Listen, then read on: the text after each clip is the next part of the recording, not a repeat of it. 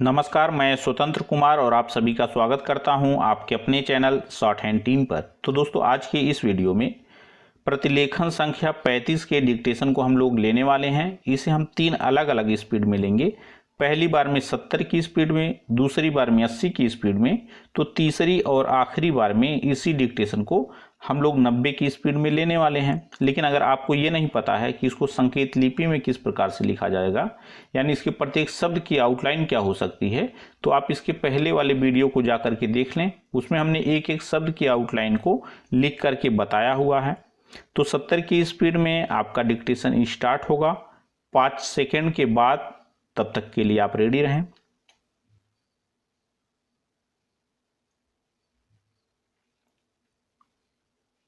Start. महोदय, मुझे इस संबंध में एक बात और कहनी है। वह यह है कि मुझे मुख्य आयुक्त के भाषण के अनुसार यह आशा थी कि सरकार मजदूरों की उन्नति के लिए, उत्थान के लिए, उद्योगों के विकास के लिए और गांवों की स्थिति सुधारने के लिए तकनीकी प्रशिक्षण देने का काम करेगी। लेकिन ऐसा ज्ञात होता है कि आर्थिक शक्ति सीमित होने के कारण इस ओर कार्यवाही करने की संभावना नहीं रही। फिर भी मुझे आशा ही नहीं अपितु पूर्ण विश्वास है कि भविष्य में हमारा मंत्रिमंडल इस ओर अवश्य अविलंब ध्यान देगा। इसी प्रकार से ग्रामीणों की अवस्था सुधारने के लिए सरकार घरेलू उद्योग धंधों को भी बढ़ाएगी, जो अभी तक नहीं के बराबर हैं। पैरा। भारत की दृष्टि से कुटीर उद्योग बड़े उद्योगों की अपेक्षा अधिक लाभदायक हैं। पहली बात तो यह है कि भारत एक गरीब देश है और उसके पास इतना पैसा नहीं है कि वह बड़े उद्योगों के लिए पर्याप्त संख्या में बड़ी बड़ी मशीनें मंगवा सके। बड़े उद्योगों के लिए बहुत बड़ी बड़ी महंगी मशीनों की आवश्यकता होती है, जबकि कुटीर उद्योग छोटी छोटी और सस्ती मशीनों से चल जाते हैं। कुटीर उद्योगों के लिए ना तो बहुत बड़ी बड़ी इमारतें बनानी पड़ती हैं और ना ही बहुत महंगी मशीनों की आवश्यकता पड़ती है। अतः ये उद्योग छोटे छोटे गांवों में भी प्रारंभ किए जा सकते हैं। कई उद्योग तो इतनी थोड़ी पूंजी से भी शुरू किए जा सकते हैं कि उतनी पूंजी प्रायः हर किसी व्यक्ति के पास होती ही है। पैरा। कुटीर उद्योगों में दूसरी बड़ी सुविधा यह है कि इनमें बहुत अधिक मजदूरों की आवश्यकता नहीं होती। एक परिवार के सदस्य ही उस उद्योग को चलाने के लिए पर्याप्त होते हैं।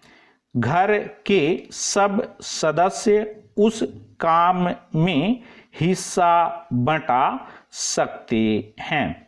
बड़े उद्योगों में प्रत्येक मजदूर को कोई विशेष कार्य सीखना होता है और उस काम में कुशलता प्राप्त करने में उसे काफी समय लग जाता है। तीसरी चीज जो मैं आपके सामने रखना चाहूँगा वह यह है कि जो विचार और सुझाव आपके सामने प्रस्तुत किए गए हैं वे एक पवित्र, शुद्ध और जनता व प्रांत के हित को ध्यान में रखकर ही प्रस्तुत किए गए हैं और मुझे पूर्ण विश्वास है कि बिना किसी दलगत भावना के शिकार हुए आप उनकी जांच करेंगे और यदि वे जनहित की कसौटी पर खरे उतरें तो उन पर कार्रवाई करेंगे। स्टॉप। दोस्तों दूसरी बार में इसी डिक्टेशन को हम लोग 80 की स्पीड में लेंगे और आपका समय स्टार्ट होगा 5 सेकेंड के बाद। तब तक के लिए आप रेडी रहें।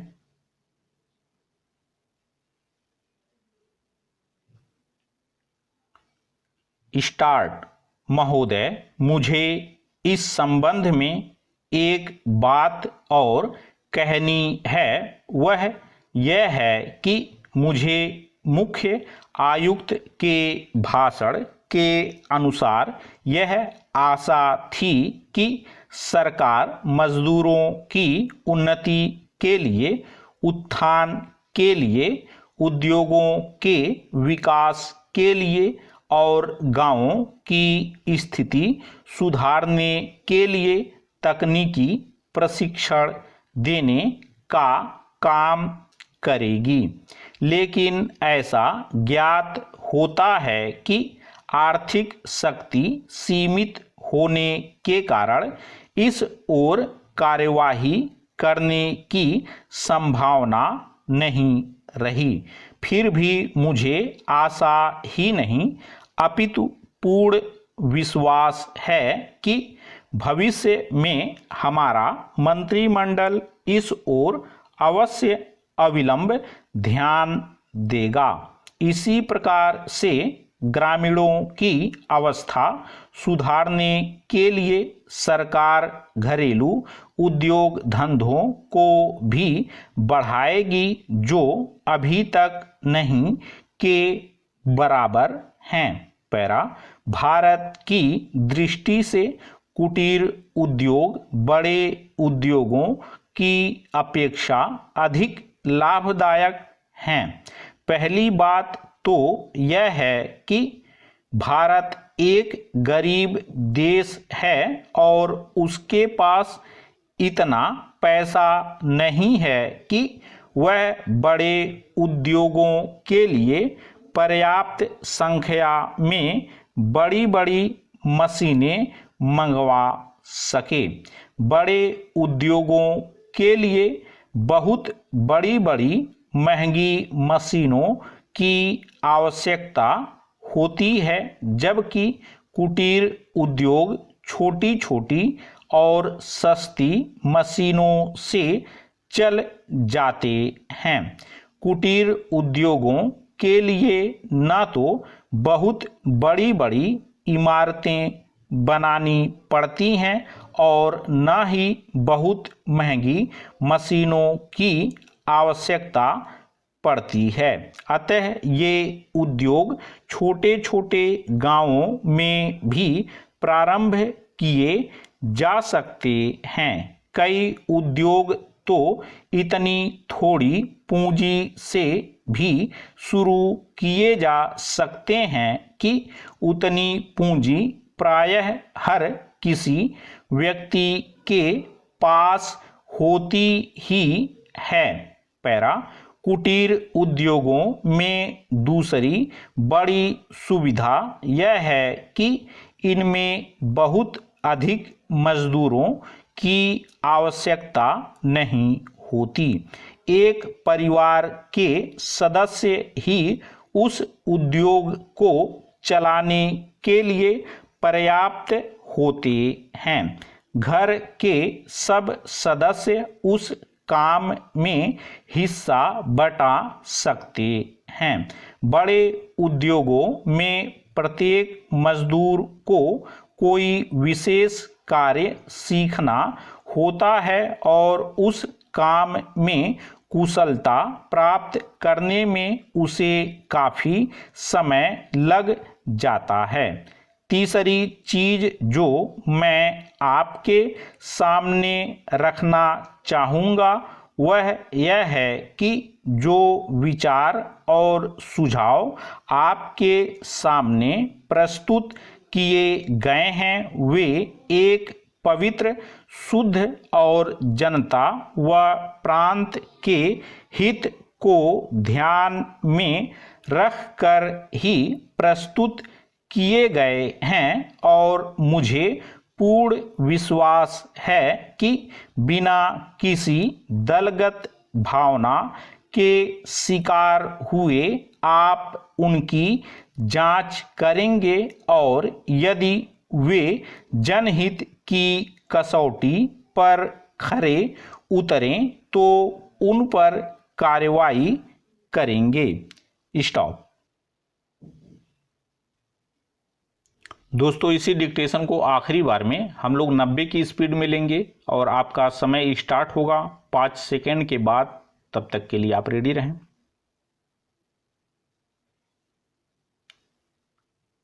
स्टार्ट।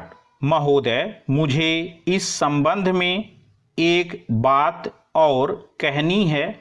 वह यह है कि मुझे मुख्य आयुक्त के भाषण के अनुसार यह आशा थी कि सरकार मजदूरों की उन्नति के लिए, उत्थान के लिए, उद्योगों के विकास के लिए और गांवों की स्थिति सुधारने के लिए तकनीकी प्रशिक्षण देने का काम करेगी। लेकिन ऐसा ज्ञात होता है कि आर्थिक शक्ति सीमित होने के कारण इस ओर कार्यवाही करने की संभावना नहीं रही।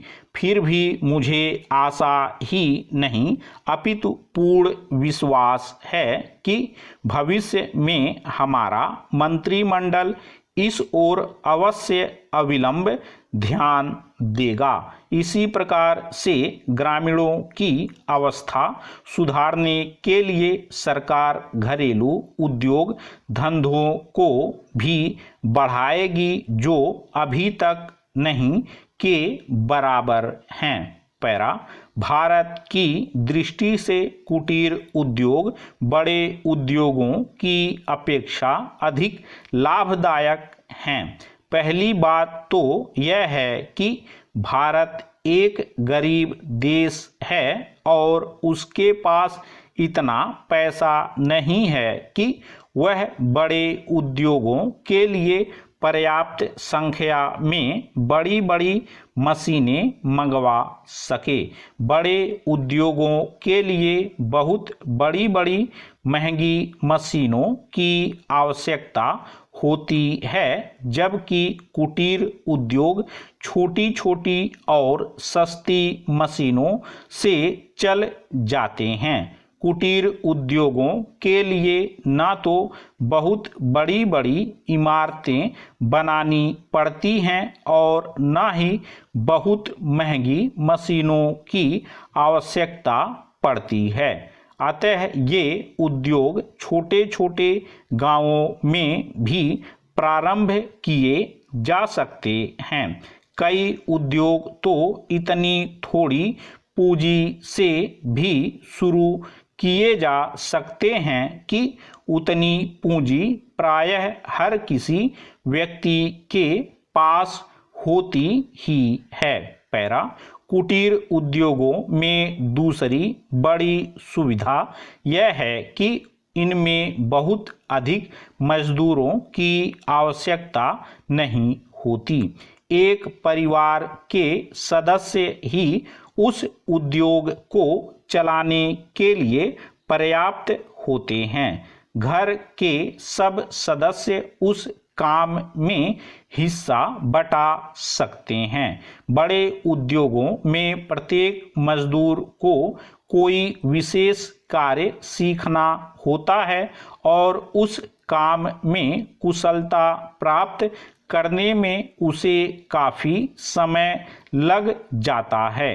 तीसरी चीज जो मैं आपके सामने रखना चाहूँगा वह यह है कि जो विचार और सुझाव आपके सामने प्रस्तुत किए गए हैं वे एक पवित्र, शुद्ध और जनता व प्रांत के हित को ध्यान में रखकर ही प्रस्तुत किए गए हैं और मुझे पूर्ण विश्वास है कि बिना किसी दलगत भावना के शिकार हुए आप उनकी जांच करेंगे और यदि वे जनहित की कसौटी पर खरे उतरें तो उन पर कार्रवाई करेंगे। स्टॉप। तो दोस्तों इस तरह से आज का वीडियो हम लोगों का कंप्लीट हुआ। मेरा प्रयास अगर आपको अच्छा लगा तो कृपया इस वीडियो को लाइक शेयर जरूर कर दिया करें। चैनल पर नए हैं तो चैनल को सब्सक्राइब करके जस्ट बगल में आपको बेल आइकन मिलेगा उसे भी प्रेस कर दें ताकि मेरे लेटेस्ट वीडियोज आपको समय समय पर मिलते रहें और आप घर बैठे संकेत लिपि को सीख सकें। धन्यवाद।